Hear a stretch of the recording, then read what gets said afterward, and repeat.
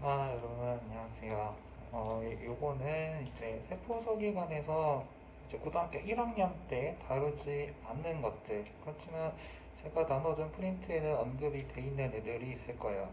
혹시나 궁금한 게 있으신 분들을 위해서 만드는 영상이고요. 이 중에서 몇 개는 생투에서도 여러분들이 배우게 될 것들도 있지만, 네, 대학 전공 레벨까지 가셔야지 이제 배우는 것들도 있어요. 그러니까 뭐 구체적인 설명은 말고 그냥 얘는 이거고 간단하게 대충 이런 기능을 한다 정도까지만 언급을 하고 넘어가겠습니다. 네, 요거는 여러분들 필수적으로 볼 필요는 없고요. 그냥 혹시 심심하거나 심심해서 이걸 보는 사람은 아마 없을 거고, 그래도 뭐 궁금한 점이 있으면은 뭐 이런 것들 제가 참고해서 공부하면 되겠다 싶어서 올리는 거니까 부담 갖지 않고 보시면 되겠습니다. 그리고 아마 중간중간에 잡음이 조금 많이 들어갈 수도 있어요. 지금 방송하기 좀 뭐, 방송은 아니니까. 녹화 장비가 조금 열악해서 아직까지는 그건 조금 양해를 부탁드릴게요. 일단은 동물세포에서 안 다뤘던 것들이 이제 어떤 것들이 있냐면은 이런 것들이 있죠. 일단 여기 있는 것들 이 녀석 안 다뤘었고요. 이 녀석 안 다뤘었고, 또 안 다뤘던 거가 여기 있네요. 얘를 안 다뤘었고, 그쵸? 나머지는 이제 한 번씩 다 다뤄봤던 거니까 이제 이 세 가지에 대해서 보겠습니다. 일단 뒤에 신문에서도 몇 가지가 더 있습니다. 첫 번째로 보는 게 바로 여기 있죠? 사이토스켈레톤이라는 거예요. 영어를 여러분들은 저보다 잘하실 테니까 뭐 이렇게 얘기하면 좀 이런 얘기하면 조금 그렇지만, 사이토가 뭡니까? 아시는 분들은 알 거예요. 사이토는 세포라는 뜻을 갖고 있는 접두사고요. 스켈레톤 모르는 사람이 없을 겁니다. 뼈죠, 뼈. 그쵸? 골격. 직역하면은 뭐예요? 세포 골격이다. 사이토스켈레톤 세포 골격입니다. 일반적으로 뼈가 뭘 하나요? 일반적으로 뼈는 우리 몸을 지탱하고 보호해주는 역할을 하죠. 세포 골격도 마찬가지로 세포를 지지해줍니다. 식물에서 세포벽을 봤던 거랑 비슷한데, 뭐 식물에도 세포 골격이 그렇다고 없다는 건 아닙니다. 세포 골격이 있어요. 그렇지만 동물 세 동물 세포든 식물 세포든 기본적으로 세포 골격은 뭘 해주냐면은 일단 골격이니까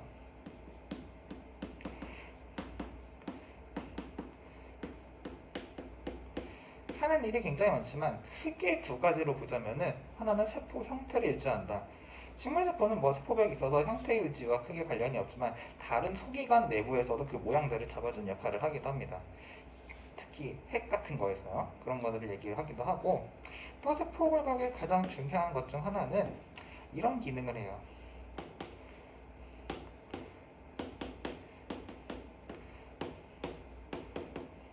물질 수송 루트가 됩니다. 즉 세포 내부의 한 어딘가에서 어딘가로 물질이 전송돼야 할 때 세포 골격을 따라갑니다.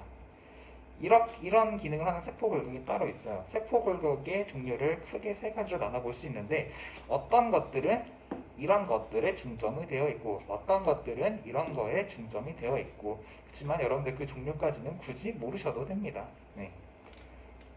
어쨌든 세포 골격이라는 건 이런 얘기를 하는데, 여러분들 중3 때 세포 골격 중에 하나를 이미 배웠습니다. 바로 방추사라는 놈. 기억하실 분들은 기억하실 거예요. 세포 분야를 하면서 여러분들이 겁나 외웠었죠.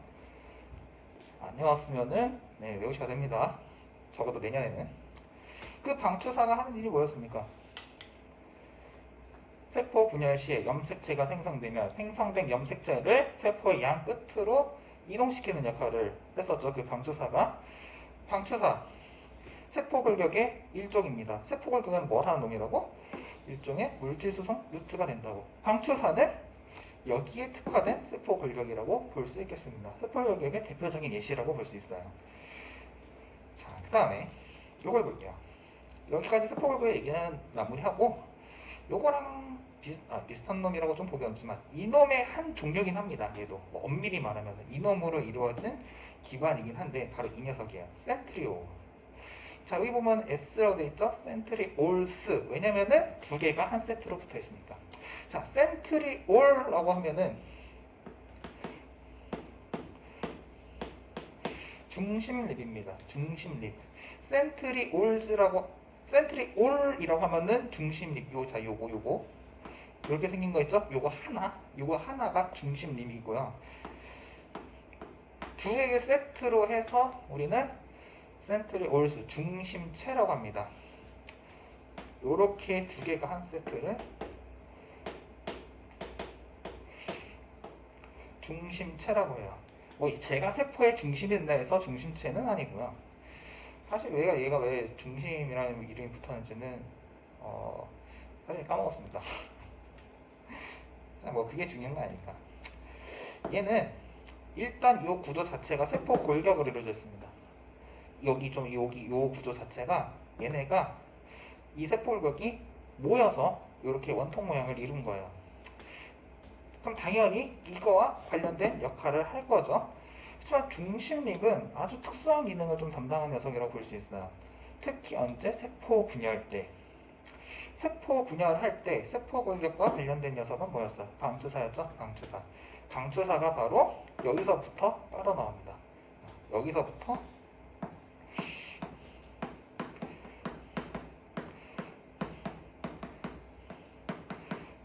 방추사가 생성된다. 중심체로부터 방추사가 형성이 됩니다. 언제? 세포 분열 시에. 그러면 그렇게 생성된 방추사는 염색체를 세포 양극단으로 수송시키는 역할을 하게 되죠. 자, 여기까지가 중심립, 중심체에 대한 얘기였습니다. 그 다음에 자, 요거 보냈죠? 리소좀입니다. 리소솜이라고 해야 좀이라고 해야 그냥 리소좀이라고 해도 되고 리소솜이라고 해도 되고 이 리소솜은 식물 세포에는 없어요. 뭐 간혹 조금 있다라고 하기도 하는 사람도 있는데 없다라고 뭐 그런 건 없다라고 해야 됩니다.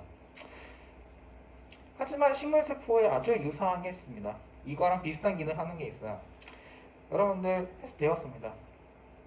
바로 액포예요. 액포.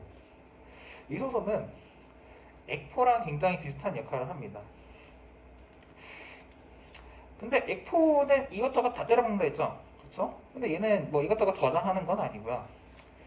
리소솜 같은 경우는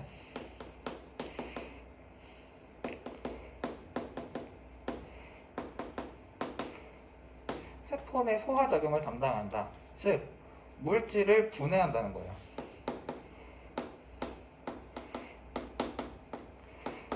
뭘 분해하냐?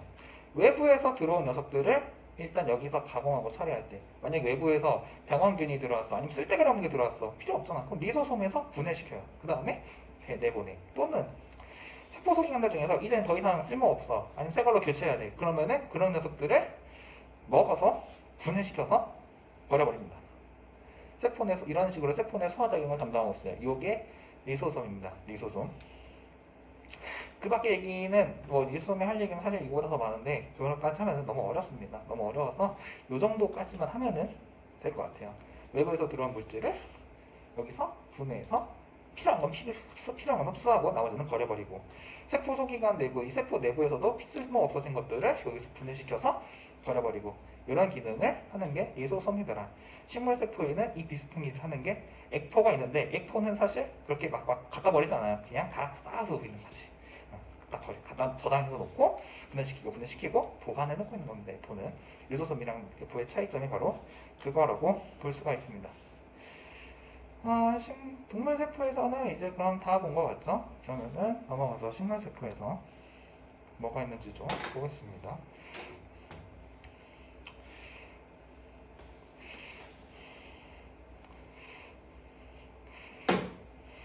식물 세포에서 안 다룬 거는 여기 중에서 두 가지가 있네요.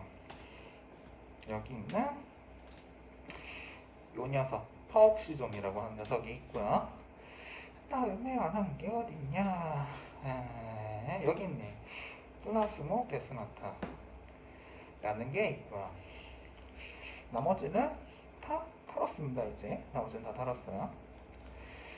혹시나 싶어서 What of adjacents, 이거 뭐라 읽어야 돼? adjacent. 어쨌든 혹시나 싶어서 인접 세포막, 옆에 거 세포막이란 뜻이고요. 네, 혹시나 저거는 네, 혹시나 이게 뭐예요? 물어보실까봐. 근데 뭐 여러분들 저번에 영어 잘 하시니까 뭐 다들 알겠고, 이 정도면. 식물에서 볼 건 두 개밖에 없네요. 플라스마 데스마타랑 퍼옥 시점. 퍼옥 시점부터 보겠습니다.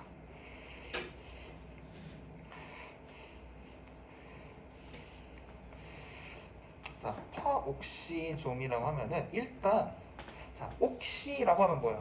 옥시라고 하면 옥시는 세제잖아요. 개드립은 죄송하고요. 옥시 뭐예요? 산소입니다. 산소. 퍼옥시점은 그럼 산소와 관련된 일을 하는 녀석이. 이 기구라는 거는 여러분들 눈치채겠죠? 이 정도면. 그런데 엄밀히 말하면 산소와 관련된 작업을 하는 게 아니라 산소가 과활성돼서 생긴 녀석들이 있어요. 바로 과산화수소를 하는 녀석. 과산화수소 많이 들어봤죠? 그죠? 과산화수소가 부족이 되면은 산소와 물이 나온다는 거 여러분들 정확히 했을 겁니다. 이 과산화수소라고 하는 게 사실 생명체, 세포의 생존에 굉장히 위협적이에요. 왜냐면은 과산화수소는 반응성이 너무나 높거든요. 반응성이 높다는 소리는 여기저기 막 갖다 붙어서 다른 애들과 화학적인 반응을 한다. 이 얘기는 잘못하면은 세포의 소기관들 또는 세포의 어떤 특정 효소들, 세포의 어떤 특정한 기능들을 파괴할 수 있다는 뜻입니다. 그래서 과산화수소는 굉장히 위험한 물질을 생존에 있어서. 그래서 왜 뭐 화장품이라든지 뭐 제약 보면은 활성산소 제거라고 하잖아요. 그런 것들 이제 과산화수소 같은 것들을 분해시켜서 이제 세포가 이제 더 이상 죽지 않도록 해주는 거거든요. 어쨌든 퍼옥시점 얘는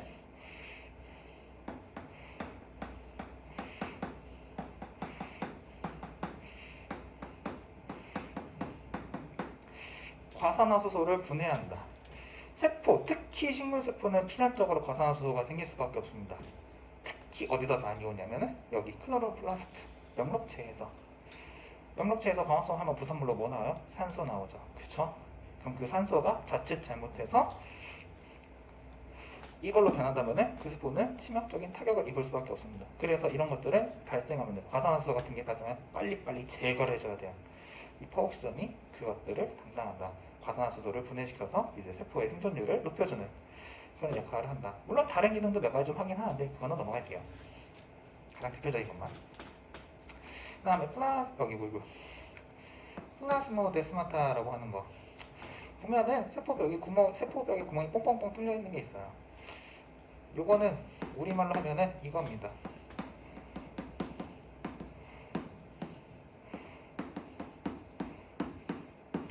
원형질 연락사라고 하는 거예요.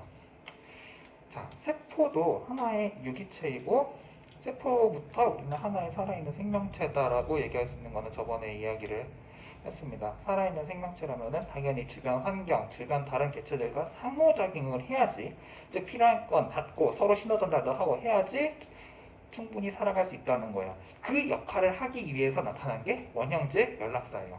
동물세포에는 없고 식물세포만 있습니다.